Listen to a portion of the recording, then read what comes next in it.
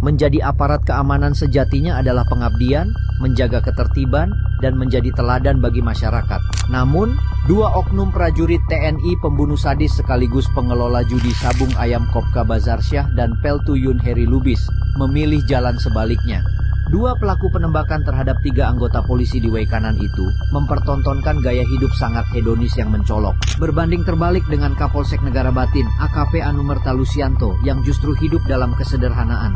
Kopka Bazarsyah yang seharusnya bertugas sebagai babinsa di Subramil Negara Batin justru menjalani kehidupan bak sultan. Rumah mewah berpagar kokoh, garasi terisi kendaraan mahal, hingga rekening gendut yang tak masuk akal untuk seorang prajurit TNI berpangkat tamtama dengan gaji hanya 3,1 juta per bulan. Bukti-bukti gaya hidupnya terpampang jelas di media sosial. Berpose angku di samping Toyota Fortuner hitam, mobil yang harganya bisa mencapai setengah miliar rupiah. Tak cukup dengan satu kendaraan mewah, ia juga punya Toyota Hilux dan motor legendaris RX King yang nilainya juga tak main-main. Tak berhenti di situ, senjata api laras panjang dan pistol juga ditemukan dalam kepemilikannya. Bagaimana bisa seorang tamtama memiliki akses ke persenjataan seperti ini? Legalitasnya perlu dipertanyakan. Hal serupa juga terjadi pada Peltuyun Heri Lubis. Sebagai dan Subramil Negara Batin, ia pun punya hunian mewah di Jalinsum Dusun Simpang 4, Kampung Negeri Baru, Waikanan. Rumah megah, gaya hidup elit sungguh jauh dari citra seorang prajurit berpangkat Peltu. Bandingkan dengan Kapolsek Negara Batin AKP Anumerta Lusianto. Rumahnya jauh dari kesan megah, hanya bangunan sederhana dengan dinding bata merah yang belum diplester. Tak ada pagar besi kokoh, hanya anyaman bambu yang berdiri sebagai pembatas halaman. Bahkan, tak ada garasi mobil yang menunjukkan kemewahan seorang pejabat kepolisian.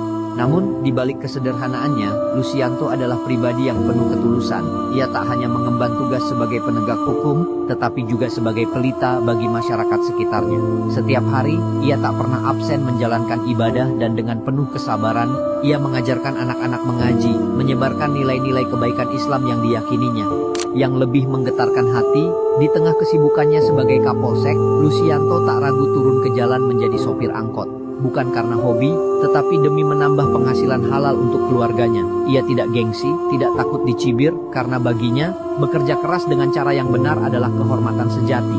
Kini, sosok itu telah tiada, karena nyawanya dan 2 anggotanya direnggut secara paksa oleh oknum TNI Kopka Bazarsyah sang bos judi sabung ayam, namun jejak hidupnya tetap membekas.